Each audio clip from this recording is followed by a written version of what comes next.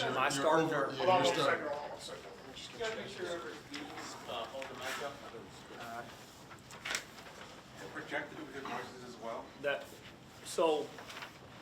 I just want to start by saying, congratulations to Churchill, because, that was a battle for us tonight. And I thought they did a really good job of taking us. Let me take this. Yeah, please. I thought they did a really good job of, taking us out of what we wanted to do. It was a pretty ugly offensive game. That was, it was the toughest game we played all year, and it could have gone either way. But my kids are just tough. They're just tough, and it doesn't matter what situation we're faced with. They're just tough, and that's why we won tonight. Fani, the word winning ugly was tonight, but that's part of the drill, right? I mean, that's kind of who we are. We're a good offensive team. Yeah. Average at times, not really great, but we guard you. And what they finish with. Look, all playoff season long, we've been holding teams 20 points under their average, and we did it again tonight. So I mean that wasn't surprising. Probably the longest gap between championships anyone's had in a while, but you guys are the two times now in a row champs. Back to back, right? A weird way to go back Right. to back, but I mean, how does it feel to know that after all this time, all the things everybody's been through the past couple of years, you guys came back out of it, right back where you were winning a championship? We've won this a couple times. We've been lucky enough to win this a couple times, and usually the kids are jumping around, going crazy at the end of the game. And I saw more tears tonight, right after we won, from these guys. And you just know what they've been through. Like, we missed a whole year. Our county shut us down for a month, right? Like, that shows what these guys. We couldn't practice. We couldn't do anything for a month. We were one of the only counties in the state that had to go through that. Weren't sure if we were going to come back, and they bought in, they lay it all on the line, and so so many of them were super emotional tonight. It was awesome to see. Building off of that, the players real quick, anybody wants to take it, what were the emotions like at the end of the game? How incredible did it feel? What was going through your mind after that? It was just like unreal, because that's my first time winning anything this big. Like, it was just, we worked too hard to lose. We worked way too hard to lose. And all the times summer workouts, like the little stuff, they were built up, and it just hit at the end of the game. What did it mean to win it with your teammates? I mean, I've been playing with Fani, Los, Jaylin since 10th grade, and I knew we were going to be great. So, I mean, it felt great playing with the teammates. Like, we all bought in, like, it's a real brothership. Like, everybody is cool on the team. There's no outliers, there's none of that. So, I think everybody love each other to the point where, like, it's a family. Like, you can call anybody for anything, off the court, on the court. It don't matter. It's just, we all bought in. When you get into a lengthy game, like a double overtime, triple overtime game like this, there becomes an element of like game management, of guys in foul trouble, of preserving timeouts, of utilizing timeouts at the right time. Can you talk about that element of the game and kind of how it's kind of a wild card to make sure you can have all those things come together for you? Yeah, I mean, we were fortunate to have some timeouts late that I think helped us. But yeah, I mean, we've been in a lot of those games too. I think that helps. I mean, that's our third or fourth overtime game this year. I think it's the first one we won, right? We've been in several overtime games we've lost, and so I don't think, I don't think anyone panicked on our bench. That we think we hit a three that's going to win us the game in regulation. They come right back and hit it. Kid made some tough shot to hit it to tie it. Just keep playing. So their mentality has been great the whole time. It's easy to manage that when they believe we're going to win the whole time. To piggyback off that, you guys, and you've traditionally done this, you go deep. You play 8 guys, you play 9 guys. Churchill, on the other hand, doesn't really have that luxury. But when you have 2 guys that foul out and they have 2 guys that foul out, it seems like you guys don't really miss a beat. Can you talk about how deep you are and how on a night like this it was such an instrumental part of your makeup? I mean, it was a huge factor in the game tonight, right? I mean, we play at least 10 guys in every game. Tonight we only played 9, but we always play 10, and this is why. You know, we finished the game with dudes you wouldn't think would be finishing the game in the state championship, and they made plays too. You know, I think being able to be deep and being able to be really competitive in practice helps. You know, those guys that are on the court at the end of the game are guarding these guys who fouled out all season long. So, yeah, we don't win that game tonight without our depth. Coach, you said that earlier that this was not the cleanest game offensively, but it certainly was very impressive defensively. It seemed like from jump, your team was deploying the full press. You guys were physical, aggressive. Do you think that physical and aggressive approach kind of seeps into the mentality and culture of your team and led to this championship-winning game? I mean, they knew that. You know, they know why we're winning games. It's not because we're super pretty offensively. You know, but you know, if you can scout us, but you're not ready for these two. You know, just watching on film, what they can do defensively. You know, or him blocking shots at the rim, or 3 or 4 other dudes on our team, what they can do. So, and again, that's these guys buying into that mentality. Like, they're turning the ball over. Okay, they're still playing super hard on D. You know, in the first quarter, the whole first half, Churchill was having a really hard time scoring, and so were we. I mean, we were turning it over, missing shots, but it never stops the defensive effort.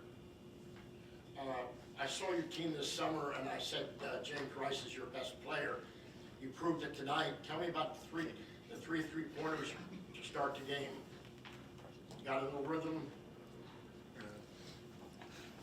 I mean, I feel like I was just playing through the offense, like seeing what the defense was giving me and taking it. Like, it wasn't nothing special. It was just seeing what the defense was giving me, executing.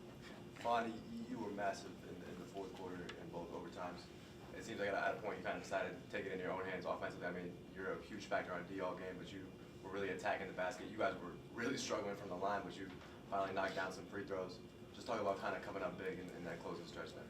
Yeah, I wasn't being smart enough in the first quarter, in the first half, and then I recognized the mismatch lead and just took advantage of it. Trusting my teammates to make the right play and give me the ball when it's there, and when it's not, do the right thing. Fani, your brother played at Eleanor Roosevelt. You've been kind of part of this ER culture for a long time. You saw it before you got here. Can you talk a little bit about ER culture? Because it seems to be a culture unlike any other team in the MPSSAA. And you saw it before you got here, and now you see it firsthand. Can you talk about it a little bit? That game right there defines it. Like I didn't know what was gonna happen the first 4 quarters, even overtime. But my young guys, they kept my head in the game. We kept pushing, being tough. Them 2 fouled out. I didn't know what was gonna happen. You just gotta keep believing, being tough, and that's what it's all about right there. You all had a really tough free throw shooting game tonight, and especially during those times where you could have closed. And I know, going back to the mentality, it's a different type of mentality when you know you can close the game and you don't. But you guys kept your spirits up and high and stayed positive. So take me through those moments where you could have closed the game, but you just couldn't get through, and y'all just kept pushing. Once again, my young guys off the bench talking to me. Like, I was down myself sometimes. And then my coaches, my players off the bench, they lifted me up, told me to focus and lock it down. We practice those free throws all the time, so I just had to get back in the rhythm. I mean, I've told them all year, like, if we make free throws and make jump shots, we're going to kill people. But if we don't, we still got to find a way to win. And that's what they did tonight, right? Like, missing free throws is not going to be an excuse for us losing games. Jaylin, you had a ton of like above the rim collisions with their guy who kept trying to get up on you. It was talk to me about. It just seemed like over and over and over again, 4 or 5 times, you guys met above the rim. Talk to me about those. It always starts in the weight room, doing our workouts and stuff, just playing with confidence. It just wasn't happening. He had a mentality tonight. Yeah. Were you surprised he kept challenging you over and Yeah, I over? was. I mean, Jaylin, credit them for having that confidence, but Jaylin, I know you're a guy who spent some time in Montgomery County and you led in school there, and obviously ended up in PG. There's a bit of like a, I don't want to say stereotype, but an idea that when Moco teams get matched up with PG teams, that the toughness can be an issue for them. And like Mark was just talking about, you really embodied that tonight, meeting that guy at the rim. I mean, talk about just kind of, did you know that going in? Was that a plan to really just kind of punch him in the mouth and play that tough defense and have them, clearly you guys threw him off in the first half and the entire game defensively? no, I wasn't really expecting them to be, that. I mean, they were good. It's a state championship, so like everybody's gonna play hard. Yeah. So, we just came out with confidence. I thought Churchill was super tough, so I don't know. Yeah, I mean, that was as physical a game as we played all year, so I wouldn't have said that either. Coach, I couldn't help but notice, correct me if I was wrong here, that Bryson Whitley had a really emotional moment after the game. You could see the tears on his face, and you came up to him, and other players were kind of, encouraging him and congratulating him as well. But very special moment between you and him as well. Very special hug. It looked like the best hug I'd ever seen in my life. You got a little bit about that moment, kind of what this means for both of y'all? Yeah, I'm glad you asked that because nobody knows what that kid's been through. Like he injured he injured his foot in December. He's got turf toe, and so he injured before we got shut down in the middle of December. We came back. I hadn't seen the guys for a month. We come back in the middle of January, and he's wearing a boot. Like I thought he hurt. He's still wearing a boot. We haven't done anything in a month, and didn't play. He didn't play for 6 weeks, and if that foot gets touched, he's in incredible pain. He's barely practiced, and he just guts it out and grinds it out. He's been making huge play after huge play, and it's been a really, really hard season for him, and it just came out tonight. It was awesome. He, and I'll say one more thing too. Like, he was starting. Like he was a starter, and he missed so many games.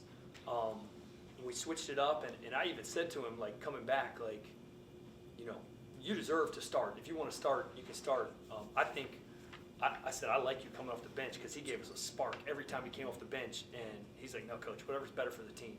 So that's the kind of kid he is. You guys have had like a lot of obviously like dominant seasons where you've kind of like, obviously like run through PG County. Like what have been kind of the challenges of this season, or what's been different about this season that you guys have had to kind of lean on differently to, to get back here tonight?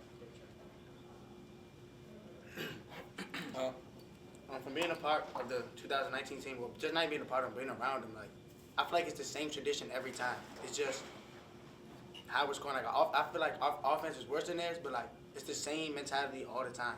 Defense, defense, defense. Next play, rebound, one and done. So, I mean, we did have some struggles this year offensively, but I feel like it's the same thing through all the teams. It's a tradition we have. In this season particularly, we've dealt with a lot of injuries and off the court stuff that we had to push through, and it cost us some games. Me being a part of that, and being able to come together like this at the end and win it all feels good. Expanding on that, how much did that county championship game, if at all, play a role in this run for you guys? I'm sure you guys wanted that. You come up a little short. Just talk about that game. It was also a double overtime game, and that prepared us for this because it's just experience.